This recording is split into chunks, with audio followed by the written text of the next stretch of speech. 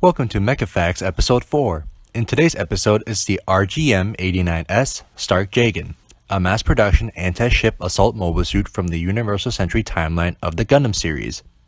The Stark Jegan first appeared in the Char's Counterattack Mobile Suit Variations art book, then redesigned for its appearance in the OVA and light novel Mobile Suit Gundam Unicorn, along with other appearances in the mangas Mobile Suit Gundam Unicorn, The Truth of the E.F.F. Federation Forces, and the Mobile Suit Gundam U.C. 0096 Last Son. The designer who designed the Stark Jegan is Hajime Katoki. Next, let's talk about the Stark Jegan specifications. The head height of the Stark Jegan is 19.2 meters. Its base weight is 28.4 tons. Full weight at 61.8 tons. Powered by a Minovsky ultra-compact fusion reactor. Its armor is a titanium alloy ceramic composite armor. Max acceleration is 1g. Crewed by one pilot and a panoramic monitor linear seat cockpit in the torso. The Stark Jegan was developed from the RGM-89S prototype Stark Jegan and the RGM-89D Jegan D type. The Stark Jegan was first deployed in U.C. 0096 and last seen deployed in U.C. 0096. Manufactured by Anaheim Electronics and operated by the Earth Federation Forces and La Nobel. The known pilots of the Stark Jegan is Golem Gorga, Call Sign Julia 2, and the unnamed Stark Jegan pilot from Episode 1 of Mobile Suit Gundam Unicorn.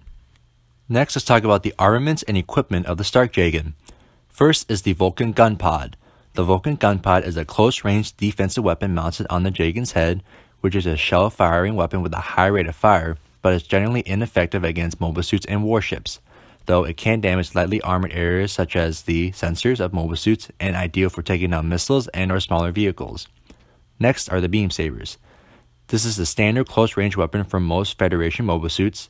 The beam saber is a small cylindrical device held in the mobile suit's hands when in use and is powered by an energy capacitor that's recharged on special racks. The beam saber can cut through any metal that has not been treated with anti-beam coating. A pair of beam sabers can be stored in the additional armor on each of the Stark Jegan's forearms, and they can be swapped for grenade launchers. Next are the grenade launchers. The grenade launcher can be mounted in the additional armor on each forearm in place of the beam sabers, so it's possible to carry one arm with the beam sabers and the other with the grenade launchers, or have both on either weapon depending on the situation. Next is the dummy firing port, a torso-mounted weapon that can fire dummy rounds to distract enemy mobile suits and sensors while in combat. Next is the shield. The Stark Jegan can be equipped with the Jegan D-type standard shield for increased defensive capabilities. The shield possesses minor offensive capabilities as it's built with two 2-2 missile launchers, though the Stark Jegan is rarely or never seen using the shield in combat.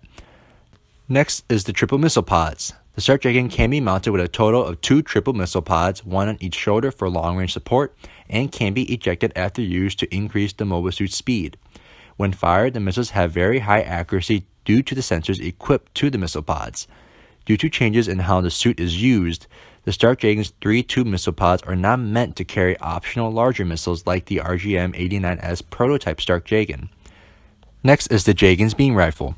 The standard range weapon of many mobile suits is the beam rifle. The particle beam fired from a beam rifle can penetrate almost any armor that has not been treated with countermeasures like an anti-beam coating.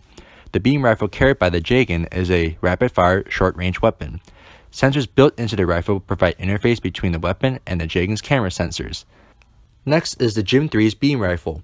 This beam rifle is different in terms of looks and effectiveness as compared to the Jegan's beam rifle.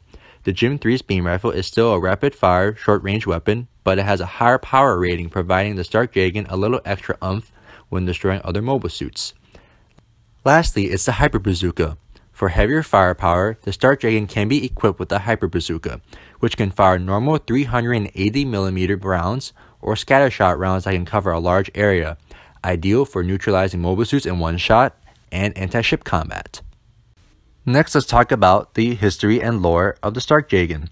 A few years after the introduction of the Jegan, it was upgraded into the Jegan D-type to bring its technology up to date with its mobile suit counterparts of that day. A variant of the Jegan D-type, the Stark Jegan has improved performance due to the additional armor and thrusters. The Stark Jegan incorporated feedback from its prototype unit, the prototype Stark Jegan, by mounting missile pods on its shoulders for support use, thus inheriting the functional concept of anti-ship warfare and assault operations from the Gym 3. When required, Some parts of the added armor and missile pods can be purged to provide better mobility. In early U.C. 0096, during the events of Mobile Suit Gundam Unicorn, one Stark Jegan piloted by an unnamed pilot from the Second Neo-Zeon War is seen during Lon Nobel's attempt to intercept the sleeve ship the Grenadiers while it was on its way to the colony Industrial 7. The interception mission would become a heated battle, with the Stark Jegan alongside its two Jegan D-types engaging the Kshatriya. This heated battle would end with the Kshatriya neutralizing all Jegans that intercepted the Grenadiers. So RIP. A second Stark Jegan unit, piloted by Gundam Gorga, call sign Julia 2, is seen aboard the Lon Nobel ship Neo Argama.